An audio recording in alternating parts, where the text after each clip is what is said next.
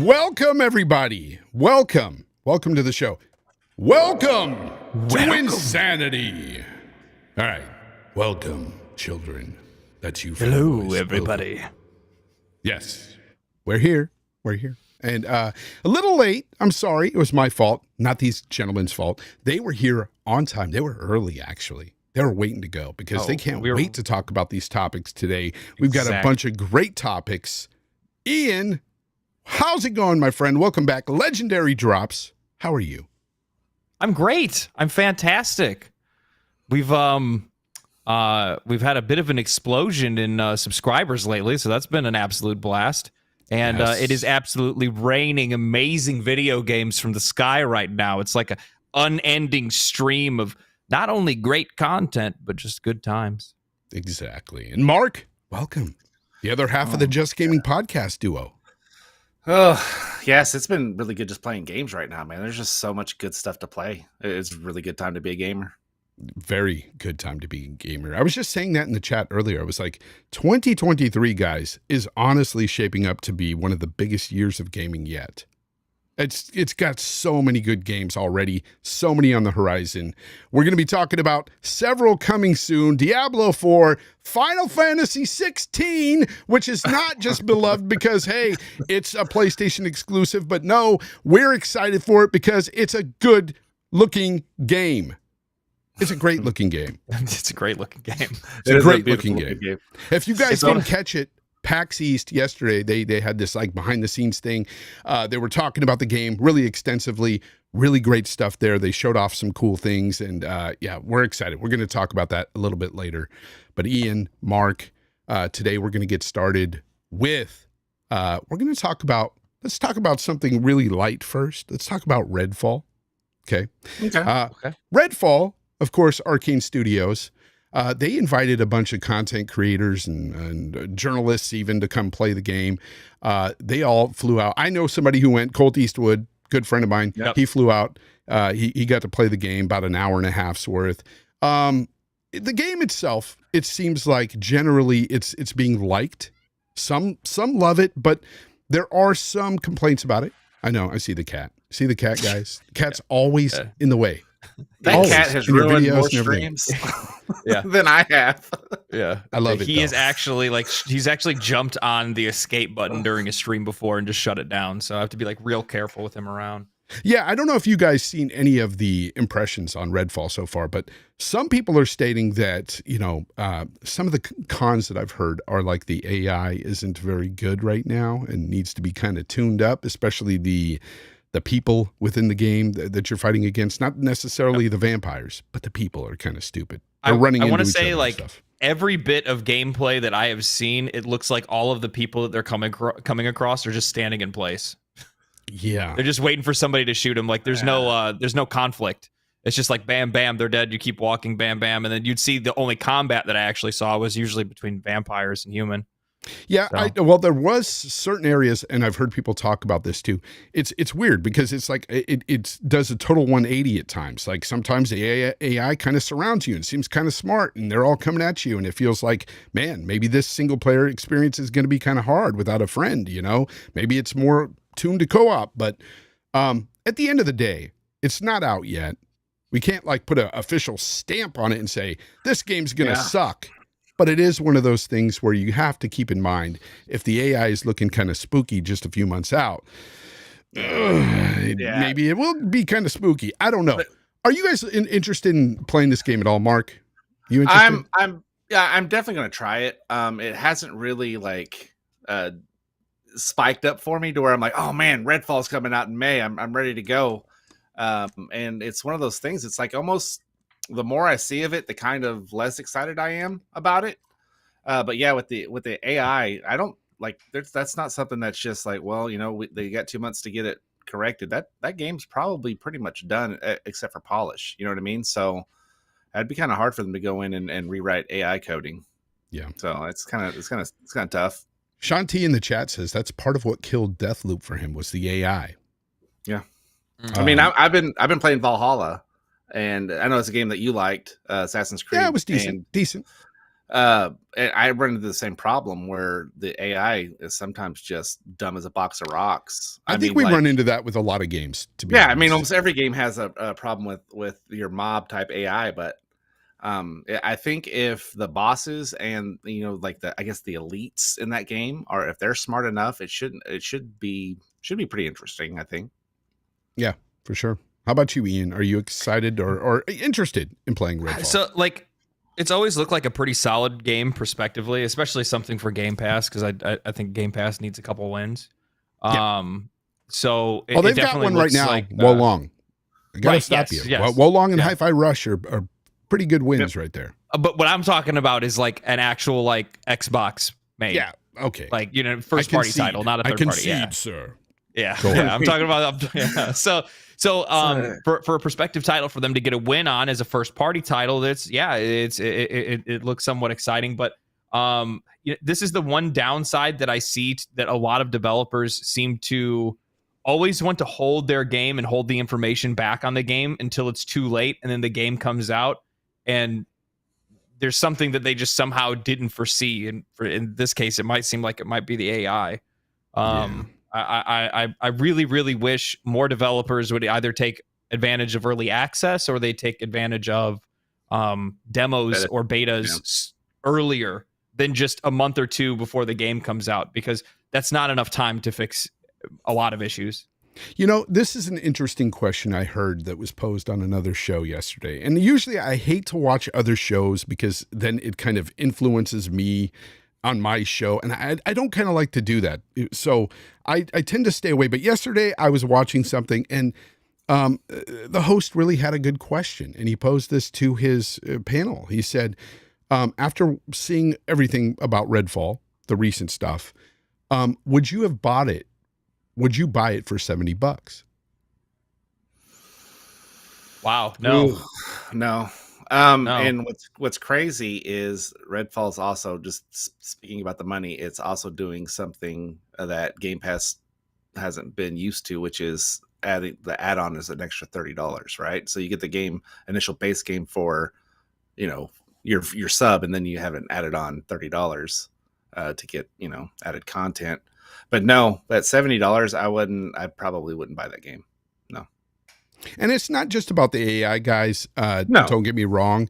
I'm not, and we're definitely not saying Redfall is going to fail or it's not going to be a good game. It could be a fantastic, fun game, but just from what we've seen right now, for me anyway, it's a no as well. Like, I wouldn't spend $70 on that game.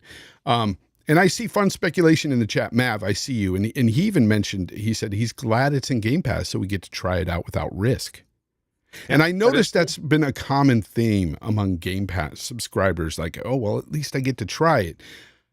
I want that kind of not to be the norm, though, in the future when it comes to Game Pass. I don't want to be like always saying, well, at least we don't have to spend full price on a game. I want it to be, hey, I'm excited for that game and it's coming to Game Pass. That's it. That's all. Yeah. Flip side of that too, man, is that I don't want developers to look at it like that either. Facts. You know what I mean? I don't want developers to look like, oh, we're developing this for Game Pass. We don't need to put a whole lot of effort into this. Yeah. You know what I mean? We don't need to make this AAA quality. This can be AA or A or B quality. It's okay because it's just Game Pass. So they're not going to be thinking about making a game that's going to have a $70 value. They're thinking about making a game that's going to be able to meet the expectations of people that are paying a monthly sub for Game Pass. Yep. And because we got to be totally honest. If you look at Arcane's pedigree, they haven't really missed the mark on pretty much all their games. Like, they critically acclaimed games, everything from Prey to, their Deathloop, their last game. I personally, now this is why I wouldn't buy it for $70. I'm in the minority. I don't like Arcane games. Wow. I personally don't care for their games. It's like, I don't want to rustle any feathers. I just hate everything they've ever done. I'm just not. No, I've tried everything from Prey to Deathloop, and I can't get into any of them. I just don't like them. See, guys, this is what proves the value of Fonz. He's willing to talk about the games that he actually doesn't really care about. Oh, no, because I'm interested in every game. Like, to me, there's a potential for every developer out there to come out with a game that could come to Fonz and Fonz may like it. Yeah. The chances of that are slim when it comes to certain developers like Arcane. But from what I've seen of Redfall, I do see it as a game that I can have fun with, especially the open world aspect. They say it's more like Far Cry. I'm good with that. I like, some of the Ubisoft tropes, so it doesn't bother me. So that aspect I like. And I like the fact that I hear that the gunplay and everything was tweaked by id Software. So they're great at making games like Doom. So that feels great, that FPS. So it might be really fun. But at the same time, like, I didn't like Dishonored. I despise that game. I think it's boring. Yeah. Dishonored's Dishonored's actually a really good game. I'm on that boat with you, man. Like, I played Dishonored, the first one, for probably 2-3 hours, and then I don't think I've probably ever played another Arcane game since then. So I'm on the same boat with you there, bud. Yeah. I'm in full. I guess I'm over here holding the paddle by myself. Doesn't necessarily mean that Redfall is going to be a bad game. I think actually, for all intents and purposes, it's actually something that's a little bit different than what their normal games are and their normal formula is, especially with the co-op section of it. So I think there's something really good there. Whether they can make this an actually good looter shooter experience for multiplayer is really what this is going to hang on. Yeah, and that's the thing. I want to drive home to people. We're not saying the game's going to be bad, but the fact remains that I want to be 100% transparent with people. If I don't like a certain studio's games, I'm going to tell you that, and that's why I'm saying that. Mark here enjoys Arcane games. He enjoyed Dishonored. Yeah, I do. So actually, Dishonored are my son's. That series is probably one of his favorite franchises of all time. But this, like I said, just because I'm a little bit different, and just because I like one of your games doesn't mean I'm gonna like them all, right? And oddly enough, me and Ian both love looter shooters, and we've been waiting for a good looter shooter since probably Borderlands 2. They set the bar so high for a looter shooter. I haven't played one as compelling since. You know what? We say that, but we really liked Tiny Tina's, but it just doesn't hit the same. But that's what I'm saying is we played it until we got to the end game, and then as soon as we hit the end game, we stopped. It doesn't have that longevity of a looter shooter. It didn't have that loop. The experience for what it was good, right? And that's what I'm expecting with this game. I don't expect this game to be a massive live service, keep players going like Destiny or something for a long time, but it might be a really good self-serving type experience to where you and your buddy go through, you wipe out, you clear out the island, and then you move on to the next game. Yeah, no, it might be a really good game. I don't know. Let me get to some of these super chats real quick. Brigadier's Blue every week coming in hot with $5 super chat says, can't stay and watch live this week. This is his normal thing, right? I can't stay, but here's $5. Go on with the show. I'll watch it tomorrow. That's awesome. He says, I'll be sure and catch the VOD afterwards. Should be another great episode, as always. It's going to be. It really is going to be, because we've got two very good guests here today. So, yeah, no doubt. Got another one here from my good friend Hargeet Chani. Thank you very much for the $5 super chat. He says, let's face it, most people don't play Arcane games. Their sales have always been lackluster. Redfall will likely get more engagement because of Game Pass. True. Yeah. I don't see any falsehoods there. He's speaking the truth, people. I mean, yeah. Jim, oh, wow. Jim the Rat Bastard with a $2 super chat. Jim the Rat Bastard Oh, my Ryan. goodness. All right. Jim the Rat Bastard Ryan, he says, that's why I love Fonz. He owns his truth. Yes, I do. And sometimes, I own my truth and people hate me for it. Other times they love it. I don't care. At the end of the day, I speak my mind. And I always will. Anyways, welcome though, Jim the Rat Bastard Ryan. It's good to have you. I know after this last CMA, news and stuff, it's been kind of hard on you, but I'm glad you're here. See, he's trying to engage with the Xbox community now. I like that. Yeah, no, I do like that. Maybe he's trying to sweeten the 10-year deal that was offered. Maybe he's trying to get a little more out of COD. Yeah, a little, maybe 12, 15 years. maybe 11ish. Maybe, I don't know. Phil, right now, we'll get into the whole CMA thing in a minute.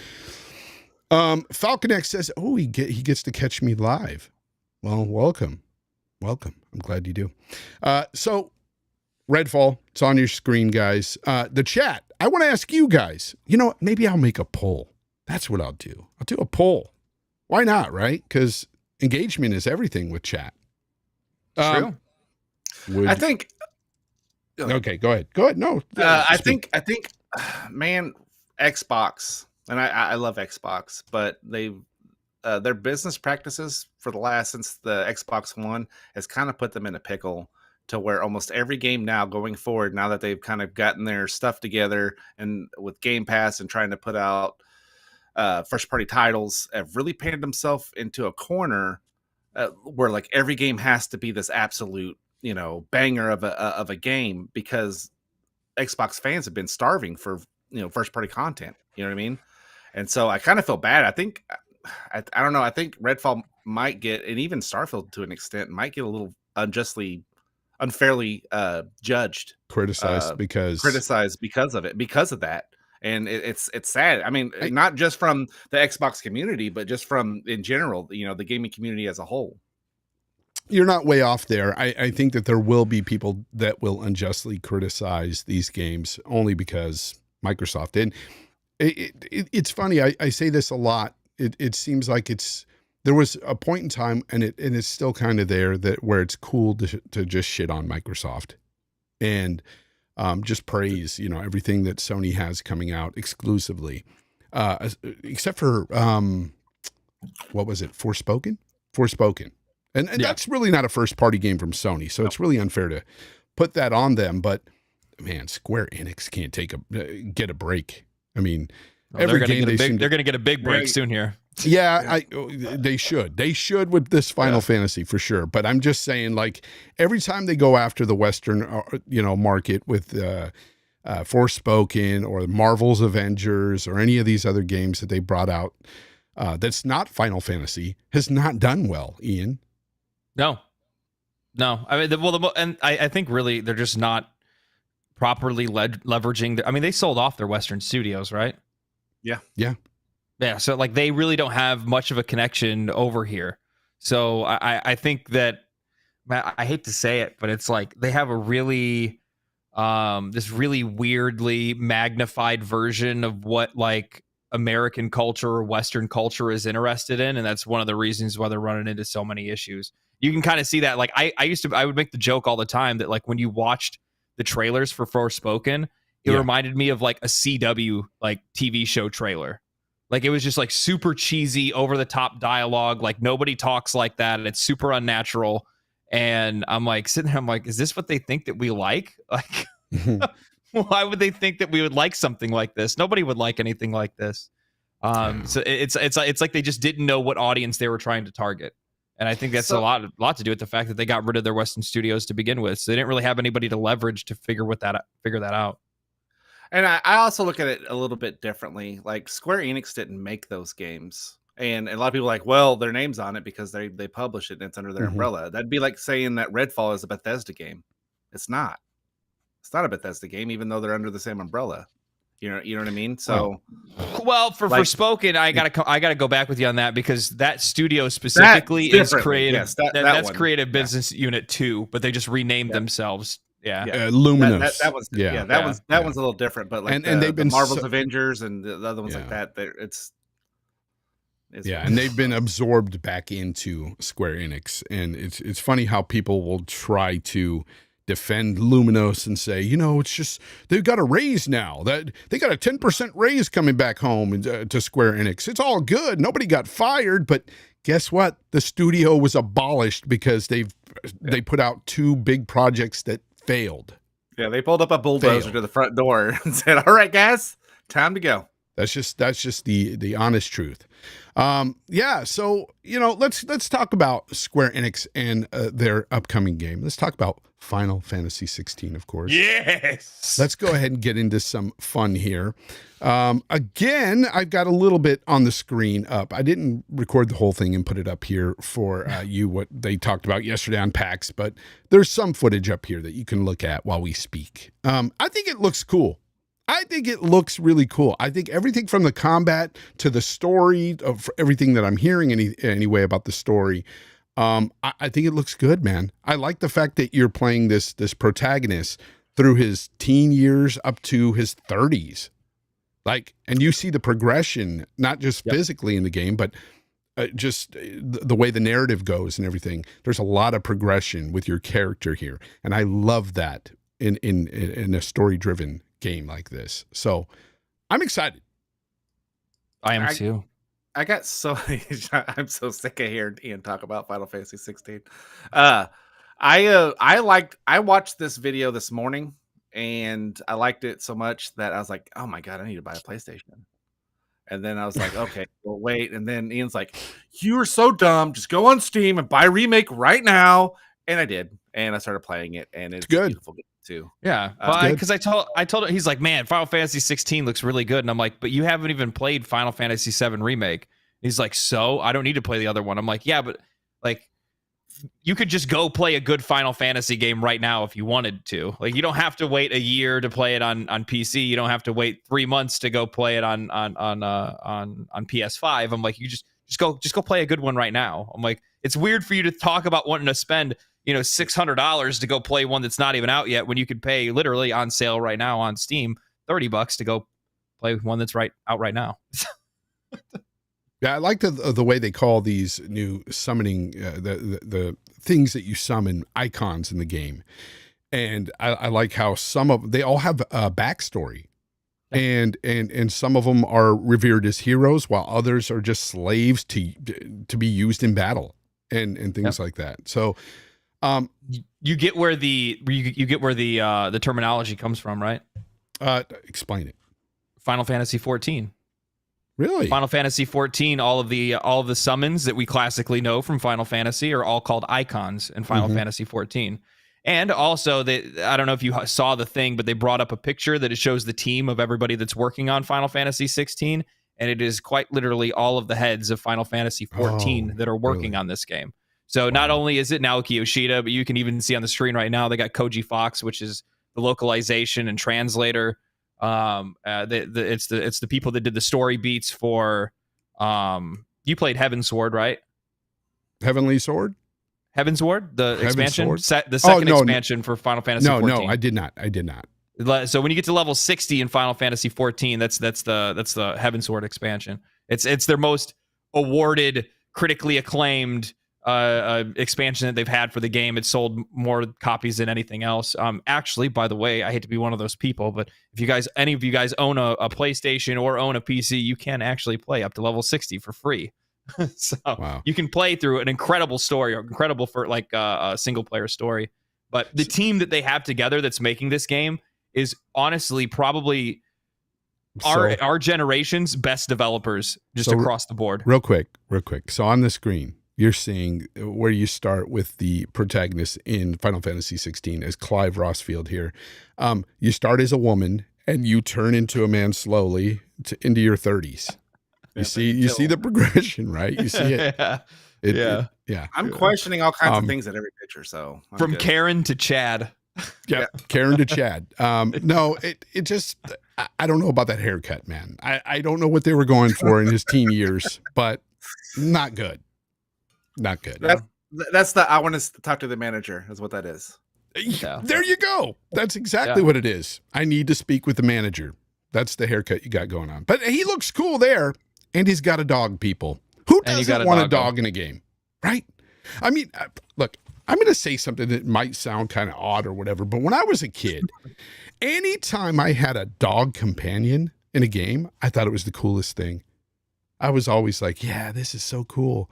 I got a dog that can attack, and I get that now. And I get to relive my childhood thoughts about that, having dogs with me in the games. I like dogs. I'm a dog person. Yeah. I know Ian would rather have a cat with him in the game, but hey, man, cats are just easy for me to live with. I work long hours. I'm not married or anything. So, I mean, I would have a dog, but Yeah, but no, it does. It looks really good, this game, and the music and everything sound really good. I'm excited for it, man. The combat though, and you're going to see some of the combat in this. I did record some of that. It looks a lot like Devil May Cry type of combat. So if you're into those type of games, you might like this game. And I know some guys in the chat are like, I don't want to hear about a Sony game. Look, this is a gaming podcast. I don't talk just about Xbox. I love both consoles. I'm not going to just, stop talking about one because a few people in the chat don't want to hear about Sony. Apologize, but hey, I'm not sorry. Sorry, you got to give credit where credit's due, man. Yeah. Yep. Good games are good games. And 2023, no matter what platform you're on, it's stacked. It's stacked. Even Nintendo. And oddly enough, that you bring up that combat looks like Devil May Cry, Ian. Isn't it not the guy who made Devil May Cry? Yeah, I'm going to be honest with you. I'm a little bit overqualified for this conversation. Yes, he is. He 100% is. I know literally every single detail about this game inside and outside. This man is Mr. Final Fantasy.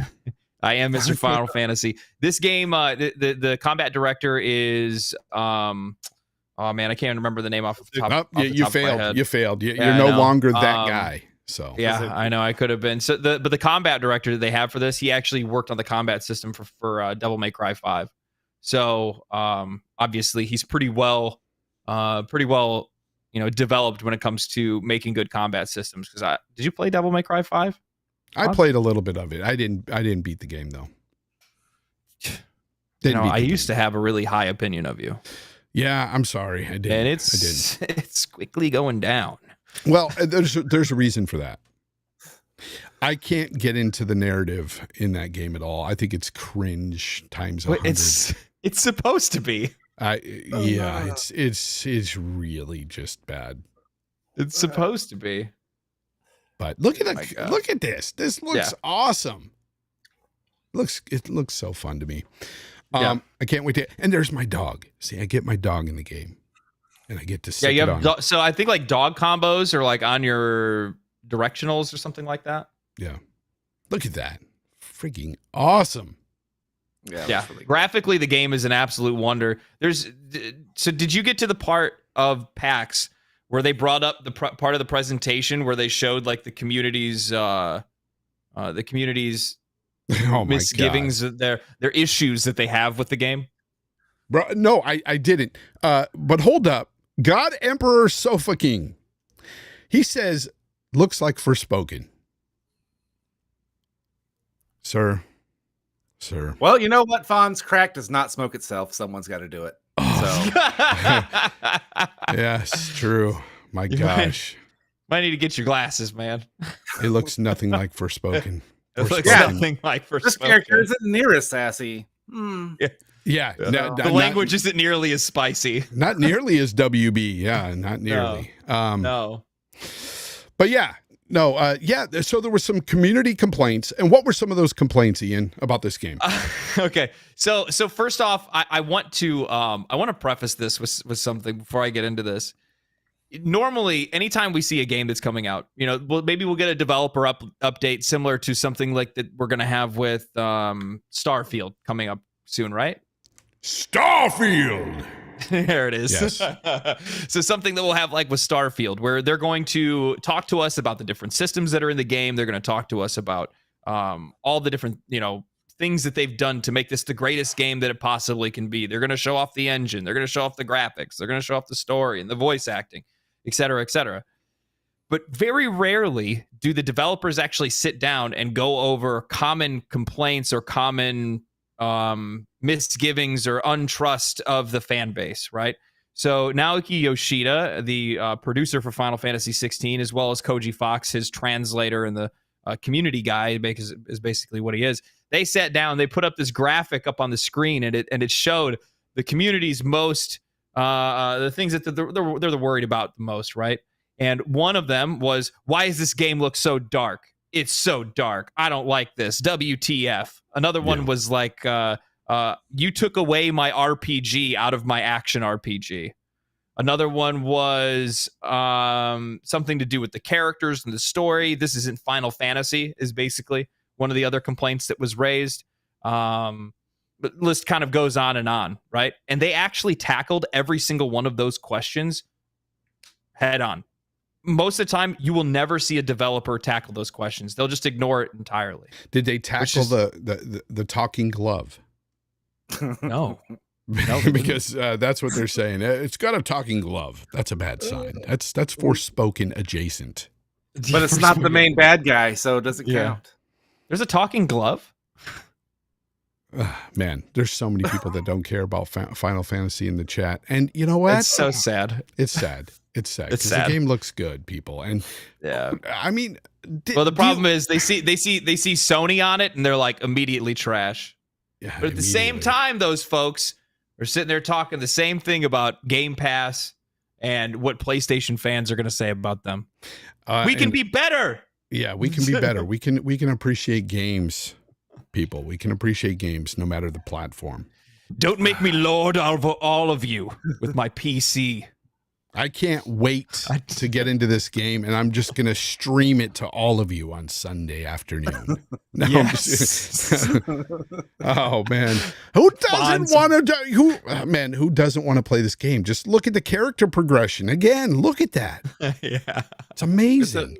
It's a big title. I don't know the last one on there. Kind of like it. I'm not gonna lie. Kind of like it. Yeah. Kind of looks cool. Good. Anyways, I saw somebody in the chat GOAT reviews. Am I the only one that enjoyed Final Fantasy 15? I enjoyed Final Fantasy 15. No, it was not the that was not Final classic, Fantasy. That was not Final Fantasy 15. That was hipsters with swords, sir. I still enjoyed it. I thought it was still a fun game. I didn't enjoy it, I guess, necessarily as a Final Fantasy game, but I did kind of in some senses. But yeah. Who didn't like 7? Who didn't like 7? You don't have a soul if you didn't like 7. I liked 8. No, it was nice, but you still liked 7. Don't even go. Yeah, it was good. You rat bastard. All right, let's go ahead and move on. All right, let's move on. Let's talk about a game that I'm sure people really want to hear about today. Okay, and that of course is in the thumbnail. It's Diablo 4. We've got a lot to say about Diablo 4, people. Diablo 4 is right around the corner, coming out in June. The beta is out right now. It's going to be gone soon. By the way, the poll that we had earlier was, would you buy Redfall for $70? 54% say no. And mind you, this is mostly Xbox people here. 54% say no. So thank you for those of you being genuine out there and speaking the truth. But 55%, it moved up. Anyways, Diablo 4, we've been playing it. We played a lot of it. I've been playing it all morning, and I got to say, I really like it. I like it, but I have problems with it, but I like it. Ian, do you like it? I absolutely love it. So just as some background, I am a massive ARPG fan. Diablo specifically is one of my favorite franchises of all time. I played Diablo 1 when I was younger. I played, Diablo 2 for a very long, very, very, very long time. And then obviously, and even still, though I didn't necessarily really like Diablo 3 because it changed a lot from Diablo 2, I still have played a lot of Diablo 3 as well. Yeah, I played a lot of Diablo 3 too. Yeah, but I mean, whether it's Diablo, whether it's Path of Exile, whether it's now I'm playing Last Epoch, Grim Dawn, the list goes on. I've loved these games ever since I used to play Champions of Norath back on PlayStation 2. You know what I mean? So it's good to see this genre coming back alive, and this is a major step for ARPGs because this game is gorgeous. Oh, that's one thing that I will say about the graphics. Much improved over 3. My gosh, it looks so much better. So much better. It makes 3 look cartoony as hell. Yeah, sound design is great as well. With a good pair of headphones, I was listening to it, and it sounded amazing. Sounded really good. Very well voice acted, too. I can't say enough about that as well. Mark, are you enjoying this game? Very much so. They did exactly, I think, what they needed to do, which was just improve from 3, right? I don't compare it to 3 or 2 or any other ones, but they did a good job on improving everything. Graphically, storytelling is way better. Just all of it, man. It's just really good. Voice acting's top notch. Like I said, the sound is top notch. Yeah, it's kind of hard to not like it, to be honest with you. Yeah, when you play it, you're gonna end up liking it. I actually, I have a friend that says that he's not really enjoying it very much. And again, though, I don't think he really likes these types of games anyway. Yeah, so it's not typically it his. It takes a very specific kind of gamer to like this. Yep.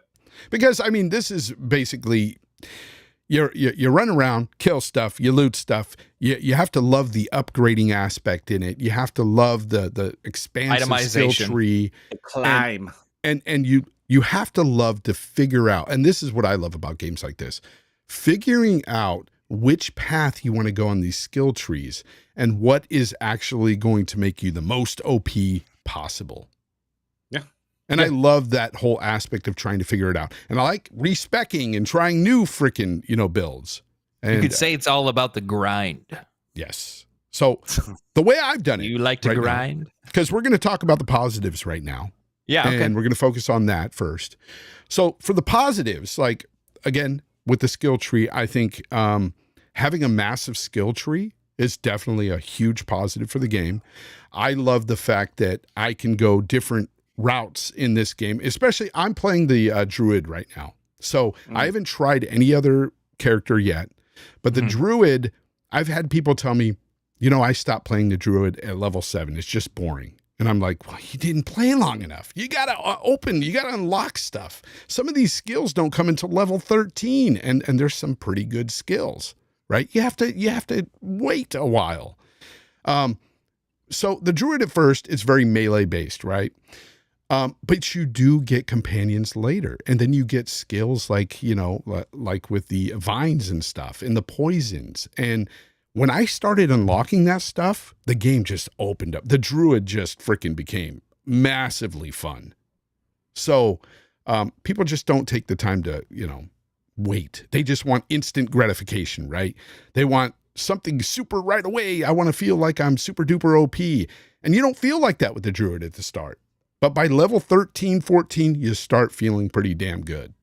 So right now, and this right here, I don't think I might be level 10. I didn't even unlock companions or poison or anything yet. But later on, I did unlock some stuff, and I'll show some stuff here in this clip. But for you, Ian, what are you playing right now, and what are you appreciating about the game? Okay, man. No negatives. So Mark and I have actually dove in, and we actually, like last weekend, we had a 3.5 hour podcast where we talked about this. We went in deep. The sound design is it's honestly the best sound design I've probably heard from a game in a long, long time. Whether it's the sound of your footsteps changing, whether you're walking on mud, water, snow, ground, gravel, whatever it might be, the sound of like armor clanking when you're hitting it with an axe, the spell effects, the weather sound effects, the voice acting is just unreal in this game. The voice acting is so good. Yep. Graphically, it's a major upgrade, not just over Diablo, but just over all ARPGs, and it's really in tow with pretty much any AAA title right now. I mean, it's great. The game just looks great. It plays great. I think one of the things that a lot of people don't really pay attention to is just how snappy the controls are. Like the game feels fun to play, and that's a really, really hard thing to be able to capture and hold on to, is just a game that just feels fun minute to minute, right? I've actually leveled every class in the game at least to 15. Nice. I max leveled Sorceress, I max leveled Necromancer, I max leveled Rogue. I did not max level Barbarian or Druid, which we can get into that a little bit later. I have some things to talk about when it comes to that, but the minute to minute gameplay is really, really good. The pacing is really good. They're scaling all the monsters to your level, so the game always feels like a challenge, but you do still feel like you're getting stronger as you're unlocking skills. Yep. Just overall, it's just a very, very well designed game from a minute to minute gameplay. And this is, and you and I got into this little bit of a back and forth, but this is probably setting the Xbox, setting teams aside, no PlayStation, no team PlayStation, no team Xbox, no team Nintendo. I don't even think there's a team Nintendo. No team PC. Let's set the teams aside. The Nintendorks, they're out there. This game here is probably the biggest release of the year, specifically because it's the one major multi-plat release of the year, coming from a developer that doesn't release new games very often, and also releases games that stay relevant for a very, very long time, years, right? World of Warcraft, Overwatch, StarCraft, Diablo, Warcraft, I think also the RTS. There's a couple others. Yeah, StarCraft. Yeah. So it's I'm saying biggest release outside of if you're looking at console exclusives. If it's just gamers in general, this is a big deal because this is something that's available to everybody, not something that's just available to an exclusive group of people. 100%. It's huge. Yep. Mark, what about you? What's some positives for you in the game? What is really getting to you about the game that makes it just fun? The voice acting, like I said, was key. And honestly, at my age, story in games is a very important deal for me. Same, dude. Same. That's why Devil May Cry 5, I did not finish. And the story in this, we'll talk about that in a second. The story in this is so good. Like, it's so like enthralling. And then the fact that you can see yourself in the cutscenes with the gear that you have on, the character you created, you are in the game. It's just really, really good. Even though I'm just a fat guy with antlers on my head, it's still cool to see. Yeah. And I mirror a lot of Ian's sentiments with what he was saying about what's good with the game. And it's like, for me and him both love ARPGs, and this is very, very solid. The problem with ARPGs is what happens when one comes out, it's usually a clone of another game. And I feel that this game has done enough to separate itself from being like Diablo 3's clone, because it doesn't feel like the combat's not even as fast as Diablo 3's. It's just a different type of game. And it just, I feel like by itself, it's just a really, really solid game. Yeah, I see some people in the chat saying, well, Hogwarts was pretty big. They keep bringing up Hogwarts because it popped off at launch. But here's the thing. Now, Hogwarts, as big as the game is, it's one of those games. It's the same argument I had on RDX about Starfield versus Spider-Man. You will play a game like Hogwarts or Spider-Man for a couple of weeks. Once you beat it, you're just going to go on to something else. Yep. And it's very rare for me, especially because I got to think about myself as a gamer here, for me to replay a single player experience again. But a game like this with Diablo, where I can be different types of characters and have totally different experiences throughout the game because I'm choosing different, or even the same type of character, just taking a different build. It's something that's very replayable. Well, that's what gives us longevity, though. This goes beyond that, though, because Diablo 4 isn't simply just a single player cross multiplayer experience. This game is being built to be a major live service title, something that they're going to expand on. They're going to have seasons. This is going to be, it looks like the archetype that they're building is something similar to a Destiny, where it's going to be this MMO light. Yeah, that's fair. That's very fair, and it's actually part of the con I have with this game. But we're going to get into the cons. But first off, Boba Fett Gaming says, I don't think I've ever put 55 plus hours into any beta before. So he's put that many hours into this beta. So has a lot of other people. I've seen tons of people. Well, bro. I know you've been playing this, and also somebody brought it up earlier, and I wanted to bring it up to you, Ian, because Warlick of the Warp says, "Hi, Fonz Gaming. Have you heard of The Last Epoch? And could you play it? The game is on Steam, and it's like Diablo 2, 3, 4, and Path of Exile. Thank you, Ian. I actually Warlick watched Ian play some of this game the other night." and it didn't look like it was for me. Like parts of it look cool. Then there's some aspects of the game where I'm like, nah. And Ian, you know, you can. I'm currently, well, not this very second, but I'm currently streaming that game until I finish it and get to max level and check out their monolith system and stuff like that. Yeah. I've enjoyed it. There's a lot of things that I really like about it.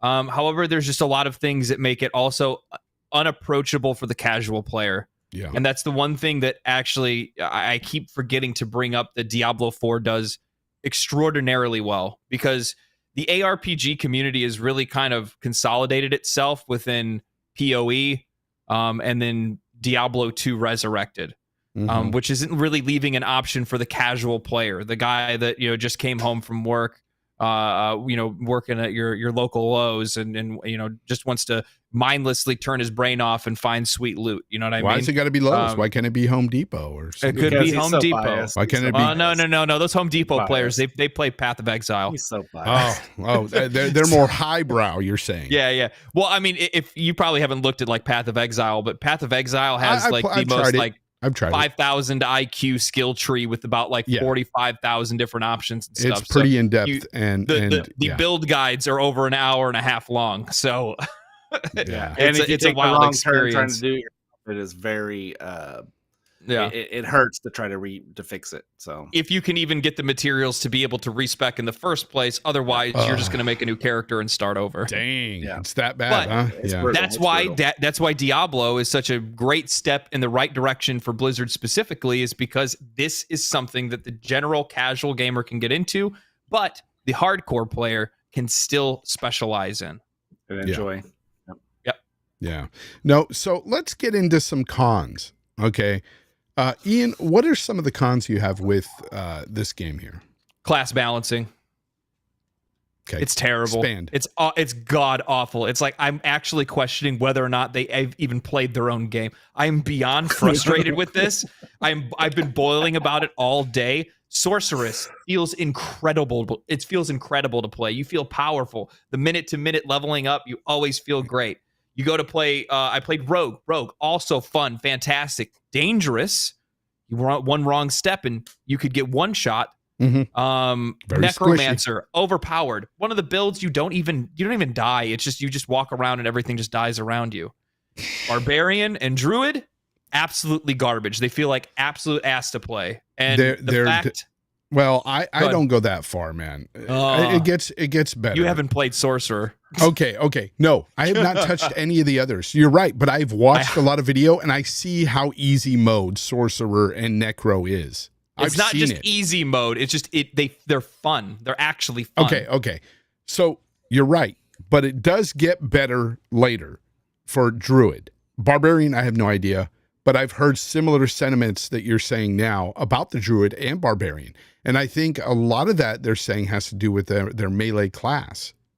Yeah, but here's my argument to that, is that when people say to me it gets better later, I would like you to tell me why put in so many hours? Why would that be a good thing? Because if you're telling me, oh well, you're not gonna enjoy playing it for the first 25 hours, but don't worry, at hour 26 it gets fun. Okay, that's called poor game design. No, I'm not talking about that many hours. I'm talking like 2.5 hours. I'm already feeling good, you know. Well, I mean. And I'm not trying to be like too hyperbolic about it, but this is a major complaint from the community about even up to level 25. The speed in which, it's not even the speed, but just like how good the other classes feel to play, like how fun they are. Not easy, they just kill everything, but just genuine fun. The fun factor is much higher on the other classes, and Blizzard's answer to that is, well, don't worry, it gets stronger later. Yeah, well, Rod came out and basically kind of, well, he answered the question too, that I guess for their perspective is, so like, and I don't think the Druid does, so this doesn't make any sense, but everyone complained about the Barb after the closed beta. Yeah. And his reasoning that the Barbarian is so much better later on is because it gets 3 weapon slots. So your weapons, if you've never played a Diablo game, you can get legendary weapons that have special abilities on each weapon, right? So now you've got 2 characters in the game, the rogue and the barbarian, that can actually hold 3 weapons. So you're going to get bonuses from those 3 weapons. Versus, like me, I'm a necromancer. I can either A, hold something in one hand and something in the other hand, or just a 2-hand something. So I'm limited to 1 or 2, right? But the problem that I have with that is what Ian is saying. This doesn't really help a casual person who comes into the game. You come into the game, let's say 100%. You pick a barbarian. And it's so bad, and so it's so much more difficult. And the reason it's difficult is because of the way they design the bosses in the dungeons. Mm-hmm. Every boss in the dungeon drops some sort of pool of negativity around it that you can't get close to it as a barbarian or any kind of druid, or melee class. You have to be on the outside attacking it, and so it's not a very, like, to Ian's point, it should be fun. Games should be fun to play, and I get that, there's some difficulty, and then we can get the Dark Souls people all, you're supposed to learn, get better, but whatever. Well, it's just not a fun. Be challenged. You can challenge people with good game design, but zone denial, making it where I just can't have any action and I can't attack a boss. That's not good game design or challenging game design. That's just me being bored, standing in the corner, waiting for that mechanic to end. Yep. And I think the rogue is probably the most balanced character out of all of them. To be honest. Really? I would agree. Oh, really? Yeah. Rogue feels great. If you like melee class, it's fun, it's dashy, it's punishing if you make the wrong move. But overall, it's very fast paced. The melee feels good. It feels very balanced. Good survivability. Yeah.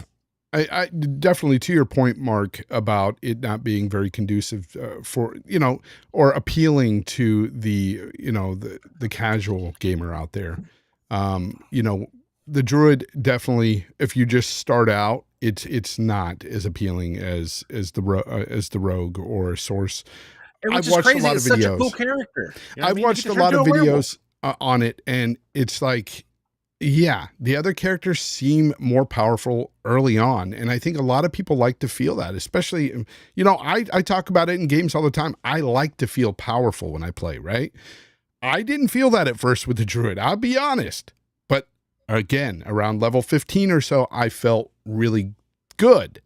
Now here's the thing though, Ian, to your point, I think if you were to compare level 15 druid to a level 15 necro, yeah, the necro is probably going to be so much more OP than the fucking druid. 100%. Yeah. But is it something that needs to be tweaked back a bit with the necro in terms of being maybe too OP? I'm not talking about the fun factor. I'm talking about how much he's actually killing on the screen at once. Oh, no. Like the builds and stuff that people have found, yes, for sure. There's some stuff that's going to get nerfed. There's some broken stuff. There's some broken stuff, and they've seen that, and they're going to put that into perspective. Okay. I am not of the mind where you go, okay, people are not having fun playing these classes, and these classes people are having fun. So let's make these less fun, so then everybody can have no fun I would together. definitely not say that. I was talking about just the OP-ness of the OP-ness. You heard it here first. OP-ness. Yes. Okay, like the sorceress. Okay, I'm going to throw this out. The sorceress, I don't think they can ever fix, and will always be the strongest class in the game, and mainly because of its specialization. The fact that they can take any spell or skill that they have that they know, right, that they put a point into, they can use it as a passive that's going to automatically go off. Like, say, just for instance, Blizzard, and you're going to get 2 of these, by the way. Like Blizzard, everyone's seen the Blizzard spell, ice chunks fall down everywhere. I can set that as a passive. Every 15 seconds, it's going to autocast and stay on my character, follow my character wherever I go for 6 seconds. And it's going to autocast every 15 seconds. That's just that skill. You know what I mean? So there's some things with some of these characters that are it's just not going to be balanced.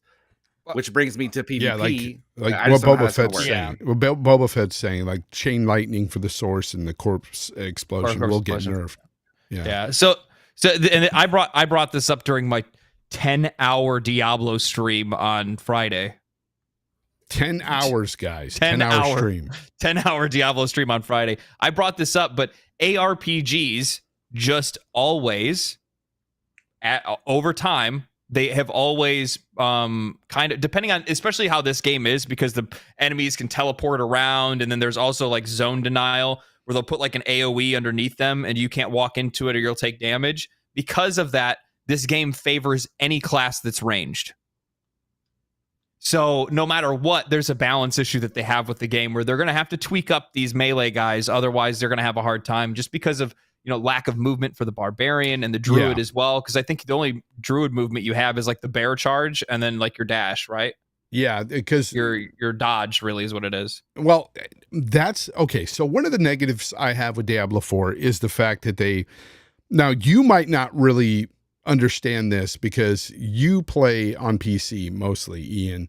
But back with Diablo 3 on the console version, they gave us a dodge roll. Yep, the right stick, and that was fun and easier to do than this dash. This dash has a cooldown. We didn't have a cooldown with the dodge mechanic that we had before the roll, and it just felt good. It felt natural, especially on a controller.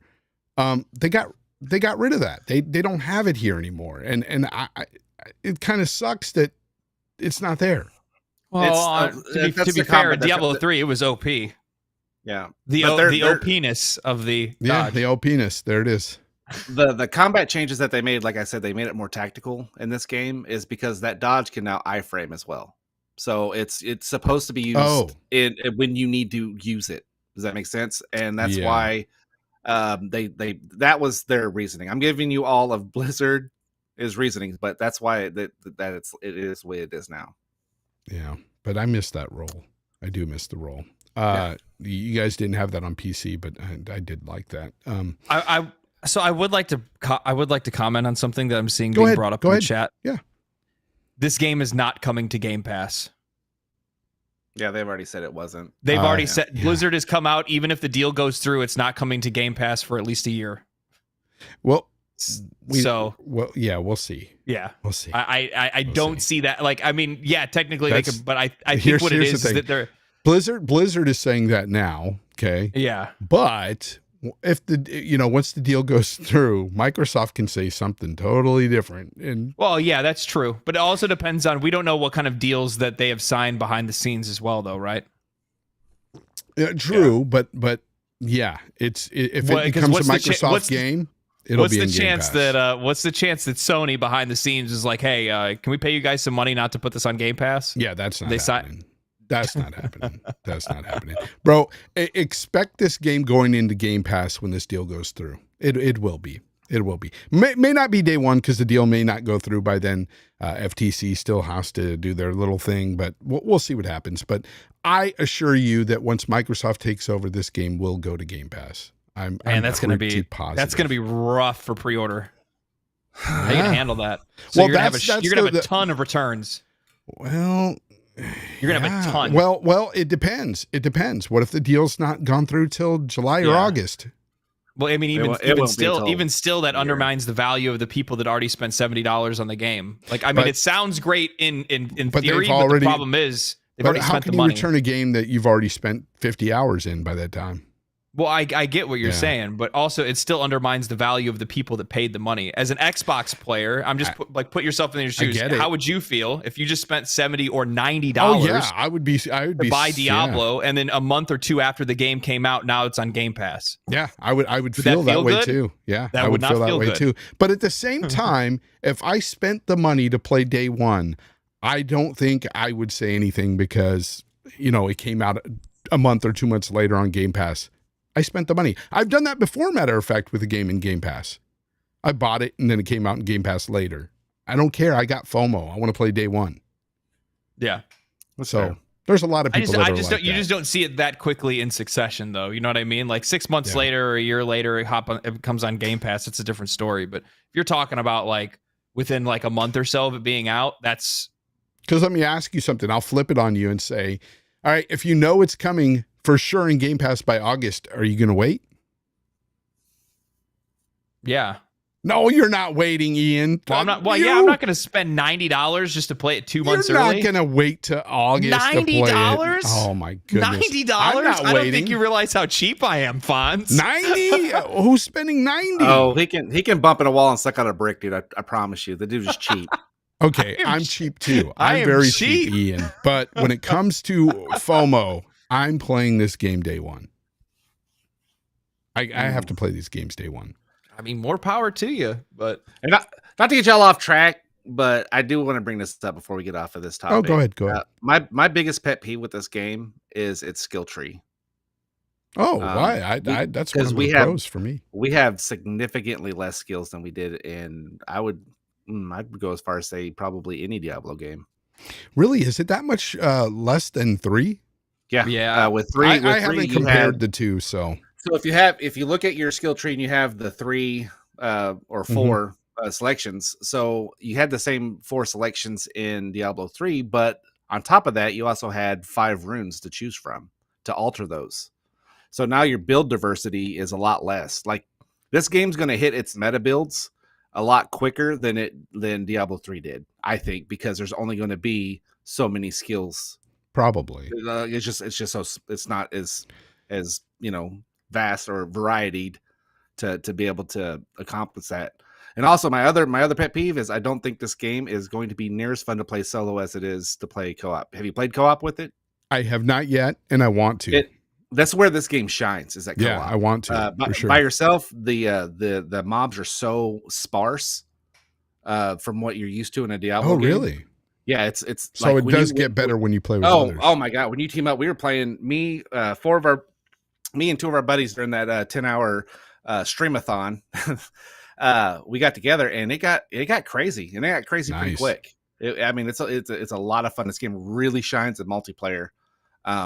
So I mean that kind of worries me a little bit of playing such a big game solo. I've got one friend that I know of that'll play with me sometimes. Well, I played the entirety of 3 with 2 other people. We played the whole thing together. So I plan on playing this game with other people, but it's been the timing really. I would have played with you guys had I had the time to do it when you guys were playing. But I just didn't. Okay. Yeah, but I definitely want to play this game with others. It's a fun game, but the other thing that I had that was a con to the game that I'm noticing is like these dungeons. A lot of times I'm seeing the same exact layouts and the same areas happening like in several different dungeons. And there's times where I go through a certain area and I'm walking around the corner. I'm like, wait, I've been here to this same dungeon. Like what's going on? And then, so I'm noticing that they're reusing a lot of the same assets for these dungeons. So they've approached this already because obviously the community at large has been complaining about it. And the reason that Blizzard gave is because you have to keep in mind that right now you're only adventuring within the fractured peaks. So of course the themes are going to stay the same because it's the fractured peaks. The minute that we leave this area, the dungeons are going to become more varied. The one thing though that they seem to not want to engage with, which is sad, is and like that's why like of course it all looks the same. Where it's like oh man, I was watching Asmongold actually talk about it. And it would be like if you started off in the first leveling area in World of Warcraft, and you said, "Man, this game looks the same." Like we haven't been to the deserts, we haven't been to the Druids' place, we haven't been to all these other places, so the sameness will go away. But the I'm talking about the exact layout, the exact areas are being reused, and like and they're like going to the right and then to the left, and they're the same I'm exact regurgitating thing. What Blizzard said. I understand what you're saying. The same textures that are there. The same exact textures, the same amount of logs on the floor in the exact same area as somewhere else. So this is where I think that they definitely have stumbled in the wrong direction. Where usually before with Diablo 2 and Diablo 3, they had these randomly generated dungeons. So it would move the tile sets. It would change the formation of, whether you would have to go left or right to find the boss, or straight or up or down, or maybe the whole map's a circle or whatever it might be. They used to have that randomization. And because of that, every time you entered into a dungeon, it felt fresh. However, I think that they only applied that system to the end game systems in this game. Therefore, it is going to make the beginning part of the game feel a bit boring. Yeah, it's going to feel monotonous. It's going to feel samey. So, which is definitely, it's definitely something that they messed up on for sure. Yeah. And it got to the point, Fonz, where me and Ian, we'd go into a dungeon, we'd high five at that door that's locked, and we'd both go the opposite directions to go get the whatever we need for the pedestals to open the door, right? Mm-hmm. The reasoning that they give that it's all, they're all going to look the same because of this, I think thought people were talking about aesthetics and not the concept of the dungeon. And that's what the problem is. It's the same concept in each dungeon. You're going to have to go around, find something, bring it back to a pedestal, whatever. Another complaint was, let's say you forgot to pick up the box. Yeah. Well, now you've got to go all the way back through an empty dungeon to pick up this box or key or whatever you need to put back on that pedestal. And so now you're backtracking through nothingness. And their answer is, yes. we're looking into putting in more, respawning bad guys instead of fixing the, hey, let's just not have this mechanic in the first place. Wow. You know what I mean? Yeah. So it's kind of, I think on some things they're tone deaf, but on other things, I mean, it's really good, so it's. Yeah. I don't want to sound like I'm totally shitting on the game. I am having fun with the game, and I'm going to be playing it day one, regardless. It's a fun game. It's just there's some things that we see with it that we're trying to address here that apparently the community is addressing.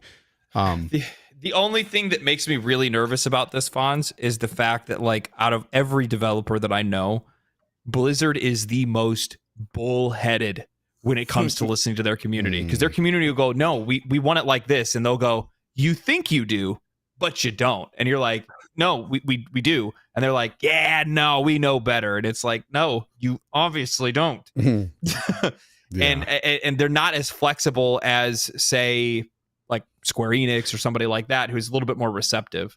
Well, remember just a few months back, we were hearing rumors that Blizzard was having issues with, development with this game, and that the developers were actually stating that they don't see this game coming out in good shape in June, saying that that date, if they have to make it, they're going to have to cut some content.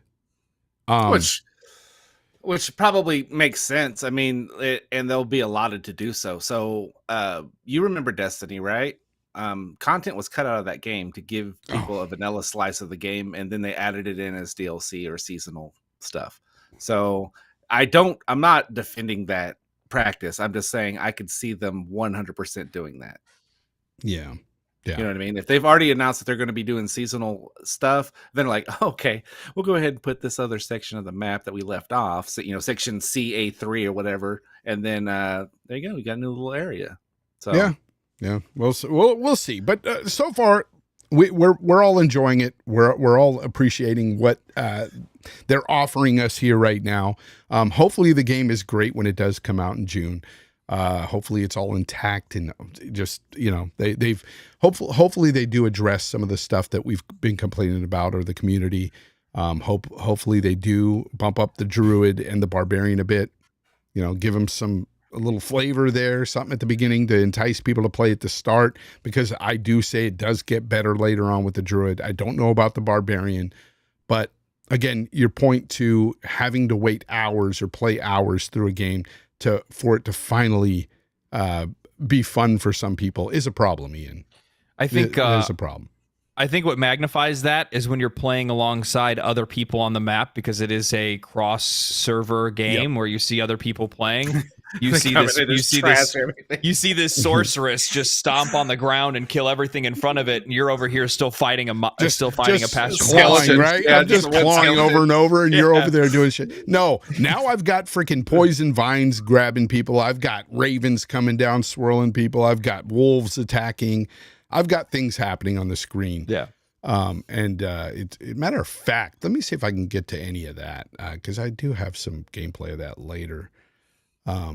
Just a little bit, but it definitely gets better. Anyways, besides this, anything else to say on Diablo 4, guys? I think it's going to be a really good game. Like I said, Rod Ferguson came out and said it wasn't going to be on Game Pass. This is even after they announced that, the deal was going through, or not going. I mean, the deal is in the works. So this is super recent. This don't pass it up because you're going to be waiting on it to get on Game Pass. If you love ARPGs, this is a very top-notch entry. If you've never played an ARPG before, this would be a good one to start in. Yep. Yeah. It's a great entry point. Yeah, I read what Rod Ferguson had said, but again, I'm saying, he's trying to secure those pre-orders. That's what they're doing. They have to, because you got to recoup that $70 bill, buddy. You got to understand. They can't sit there and tell you, oh, it's going to be in Game Pass, guys. Don't worry about it. Just wait. No, they want to make that money. So I get it, 100%. But Microsoft, as soon as they buy the company, it's going to Game Pass, man. Do you think it's going to be? Do you think all of it is? No, DLCs, no. Well, no. I mean, Pass, do you think all of Blizzard's IPs are going to Game Pass? Well, eventually, I think most of the big ones will. I think that it's especially on PC. Yeah, most should, because I think a World of Warcraft console port would be an incredibly big win for Game Pass. Oh, of course, and it'd be a big win for massive. WoW itself. It'd be a big win for Warcraft. It'd be an injection of at least another 25 million subs. Because the thing is, a lot of people would justify the Game Pass over continuing the current sub that they have. You got to think most of those guys are paying $15 a month for World of Warcraft anyway, right? Yep. Well, now I can pay $15 a month, get my World of Warcraft and my Game Pass. Well, let's be honest too. Game Pass, I'm not going to say right now, but Game Pass eventually will go up in price. Oh yeah, okay? It has to. It has to, because the incredible value you're going to be getting now with all of ZeniMax and all of Activision Blizzard. I mean, it's going to be something that's going to go up. Don't count on just spending $10-15 a month, people, forever. It's not going to be that way. You're going to be paying more, and it's still going to be worth it if you're, getting a lot of good value. It's going to be worth it. So how much per month until it's not worth it? As it currently stands, I think it's worth its amount as it is. Yeah, it's not worth it if it goes more than right now. What the library they have, it's not worth more. Yeah. Right. You had some Starfield, you had some Blizzard, you had some Activision. Then it gets a little spicy. But I mean, what's the max value that you think you'd pay monthly for Game Pass? These people that are talking about this situation and like really stating like it is some egregious price hike, like $10-15 more, I don't think will happen, because you got to understand, the more value you have within Game Pass, you're going to get more people subscribing. You're going to get more money generated there. Every month you're going to get that extra money. So I could see it going up to, say, $19.99 a month or whatever, and that being okay with all that value in there. Right now, you're 100% correct. I'm in agreement. I don't think it's worth more than the value it currently is. Yeah.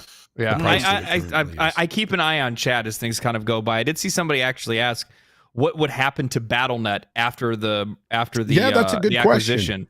And it would honestly, it would just be integrated into the rest of into Game Pass, similar to like we've seen with Riot. How with Riot you can log into your Xbox account through the Riot launcher. It'll be the same thing. You'll just be able to connect the two accounts, so then that way they know what kind of pricing structure to give you, what kind of unlocks that you have for like the free to play games and stuff like that. So like for instance, just as an example, if the acquisition does go through, or when it does go through, let's say you're an Overwatch player, Overwatch goes to Game Pass, you'll connect your BattleNet and your Xbox accounts, and then you'll have all the characters unlocked. Yeah. I don't think you're going to see BattleNet go away, because it's tried and true, man. It's a good service. So I think it goes beyond that, because the thing is that you're going to have people that aren't going to buy into the Xbox. Yeah. Right, they're still just going to keep their World of Warcraft sub. Right? For instance, the Xbox Store compared to the BattleNet, it's Microsoft has never gotten their store right. Their store is not great. It's just not it's not a good experience to use on PC. On PC, that's what I'm talking about PC. So I don't see BattleNet going anywhere. When it comes to Game Pass and the price hike, I could see it going up to $25, $24.99 a month eventually.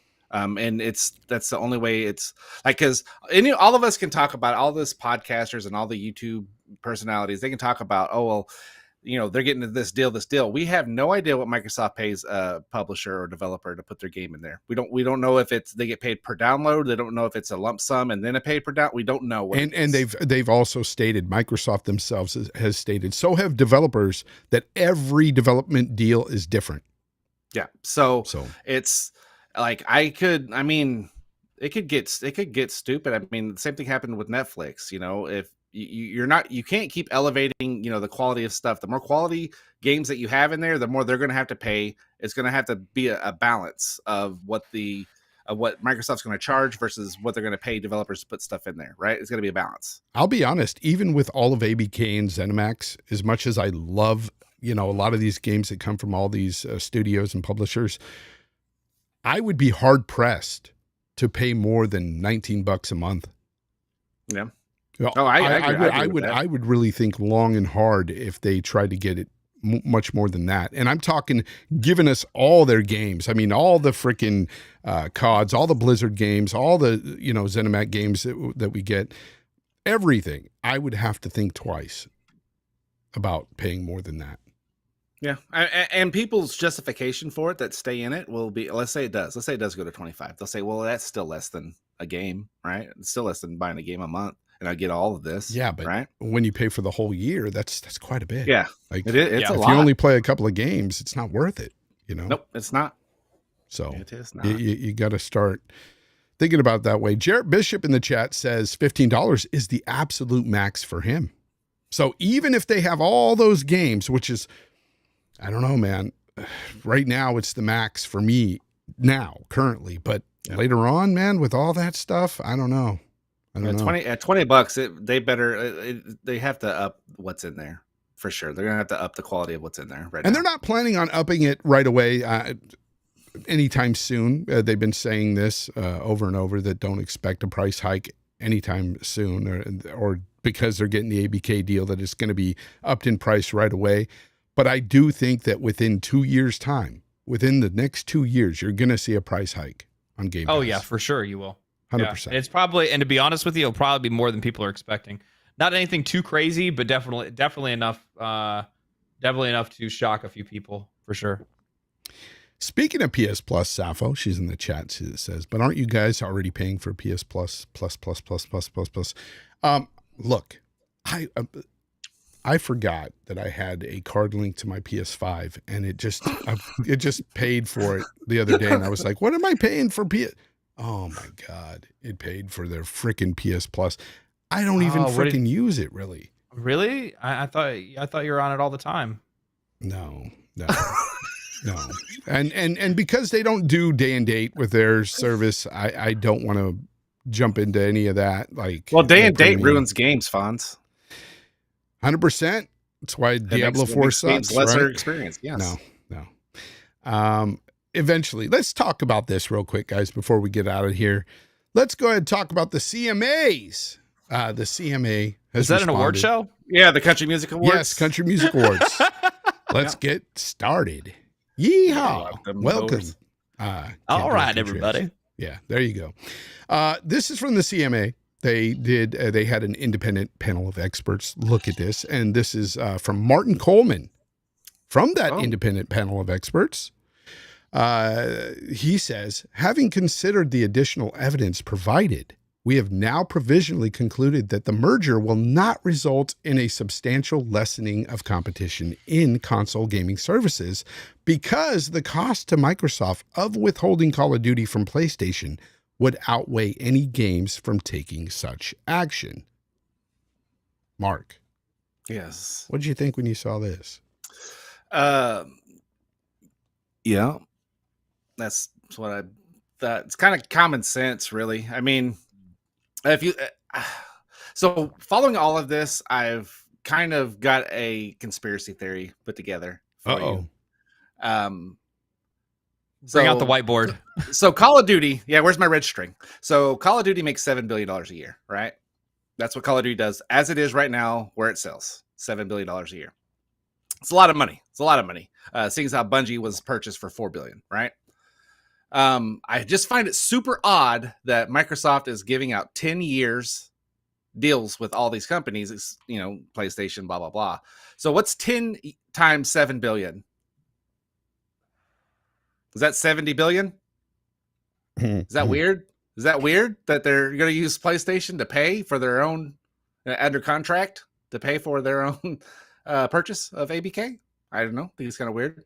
But but yeah, for them saying that it's not gonna take away from them, it's not. It is a big deal. It does hurt if they did just take it from away from PlayStation, but they're not trying to. I mean, it just doesn't make business sense to do that. But it would hurt. What is it? 48% of the sales for Call of Duty, or 48% of sales of Call of Duty on console come off PlayStation. So that's kind of a big chunk. That would be kind of stupid for them to just go, oh yeah, you guys aren't going to get it anymore because we're making it. So yeah, it's kind of what everybody thought was going to happen. You know what I mean? Now we just got to wait on the rest of the world to come around and see what our own silly government does. If you've been following the TikTok baloney, we'll see what they kind of come up with. So gosh, that's I don't want to get into it, but so if you're on an airplane and you get on TikTok, can it talk to the airplane? That was a real question that happened. I'm just letting you guys know. That was a real question. Can TikTok talk to the airplane? Can TikTok access your Wi-Fi?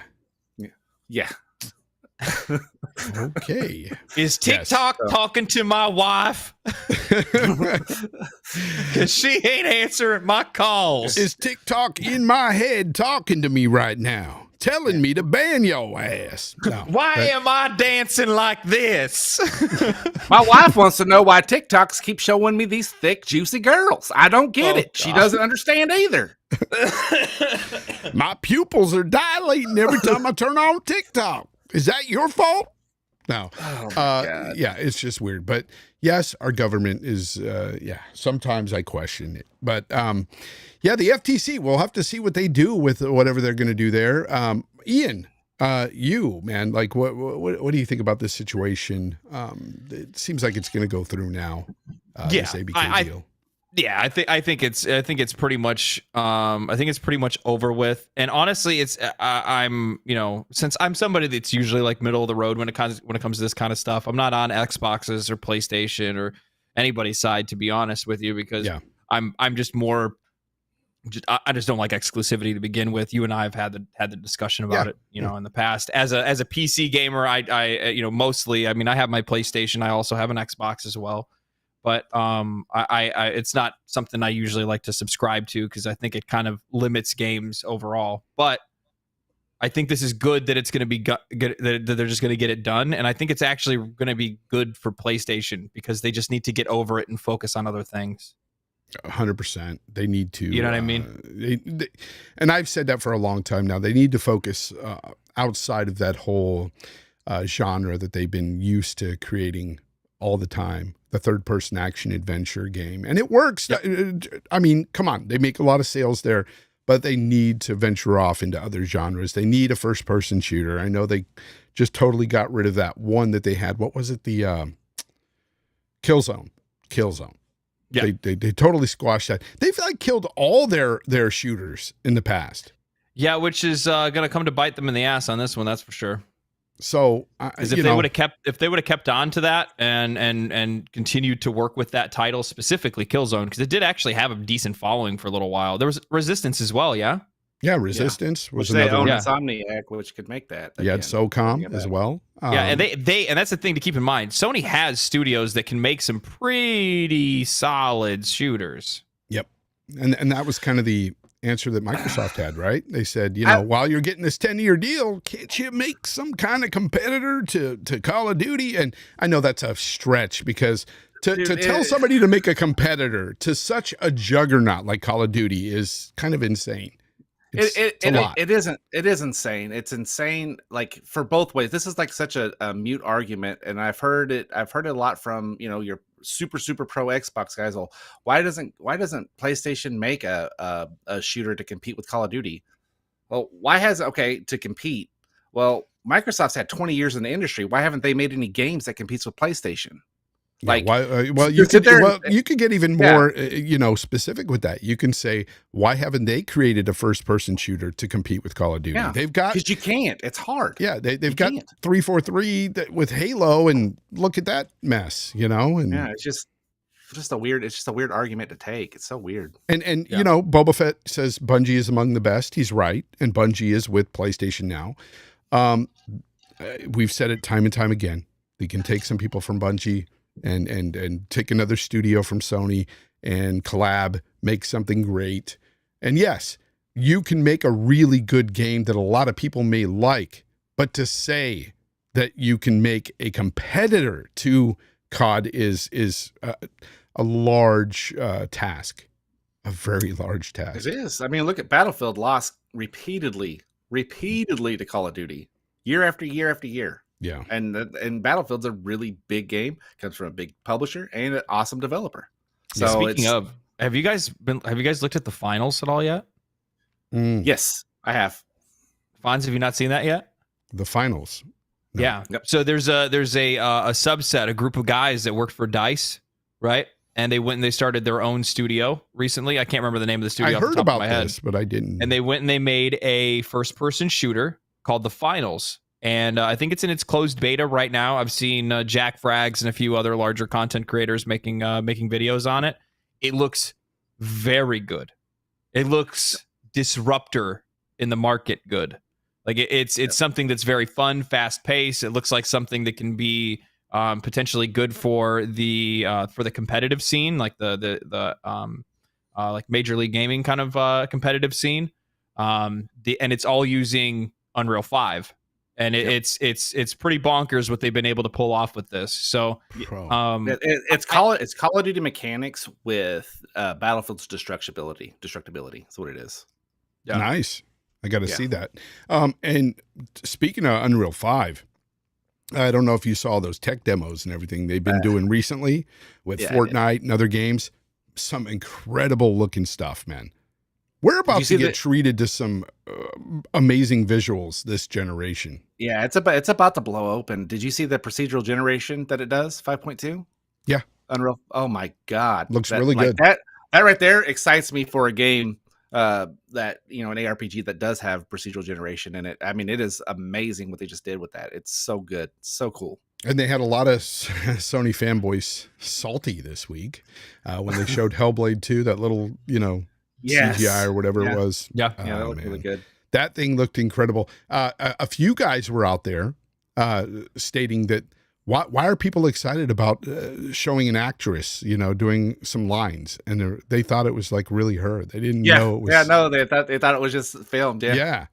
So they were talking about that, but it looked incredible, man. Gosh, some of the best looking skin animation and stuff I've seen ever. Like, that was the most realistic thing I've seen. But again, we haven't seen any gameplay with that kind of look. We got to see, I'm looking forward to what Hellblade 2 is going to offer. I want to see if they can actually up the ante when it comes to the combat and everything, like they said that they were working on. Because the first game, I couldn't get through it because I hate the puzzles in the game. And the combat's not really that good to me. It's more of a walking simulator more than anything. Yeah. The combat just didn't grab me. I did like the audio. The audio that they did with it, if you played with the headset, was actually really, really super cool. Did you play with the headset? Yeah, I had a headset on, but where she's whispering and stuff. Yeah. But it's those puzzles that really, the puzzles really are the worst part of it. Like, I hated those visual puzzles, and it's just so annoying. So annoying. Whispering sweet nothings into your ear. You don't like that? What are you talking about? Come on, man. They were. Sure. Well, anyways, guys, look, that's about all the time we have today, because I need to get my butt to bed soon. I got to wake up later and go to work. I work graveyards, so it sucks. Anyways, I want to thank everybody who's showed up today in the chat. Thank you for the dislike. Whoever just hit the dislike right now, I appreciate you. There's over 200 people in there, in here right now. So I'd appreciate you if you like the show, hit the like button. If you didn't, I understand, hit the dislike. But Ian, Mark, thank you guys for being here today. I appreciate you guys so much. Pleasure as always, my friend. I like having these guys on because they are true gamers They own everything. Yes, they mainly may play on PC, but these guys really know their stuff when it comes to games. They play everything out there, and I appreciate that a lot. Ian was way too ahead of us, me and Mark, when it came to Final Fantasy talk. The guy just knows his stuff there. Yeah, don't worry. There's a Final Fantasy 16 video that I'll be putting out soon. Yes, I'm sure there will be. Ian, speaking of that, tell everybody where they can find you, man. You can find me at Legendary Drops. I do a lot of videos on kind of meta level topics where I'm talking about gaming, the gaming community and games in general, and the way that we interact with them on the business side, as well as just kind of a mental, theoretical, and psychological side as well. A lot of really cool video essays and stuff that I put up. I also stream on Legendary Drops. I go live at least once or twice on the weekdays, and then for sure on Fridays, pretty much all day. And I'll probably even maybe live stream a little bit tonight as well, actually. Yeah, Ian's creating a lot of good content over there, people. When I first saw these guys do their podcast over there on their channel, I was very impressed with what I saw, and I spoke to them. And I didn't know that Mark knew who I was at all, but evidently he did. But I had to reach out because I really do think these guys are really good at what they do. Ian is an incredible, he edits video really incredibly well.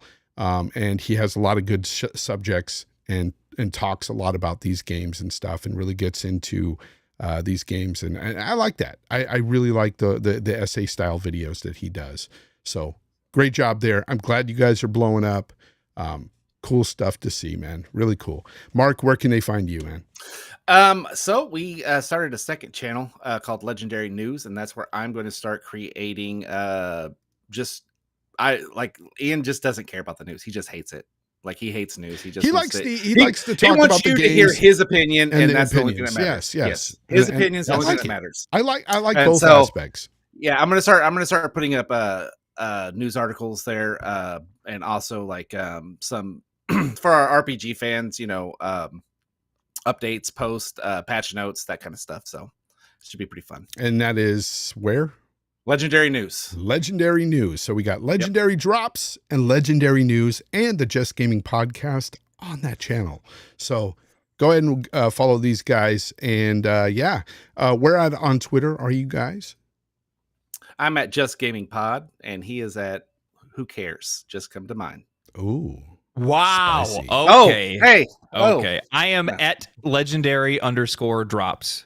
And the links on Twitter. And the links are down in the description below, guys. So if you want to go to their channel, actually, I do not have Legendary News there, but I will after this show is done. Anyways, guys, thank you for showing up here today, and thank you for listening wherever you're listening to this at, whenever you're listening. And I appreciate you guys so much. Until next week, game on.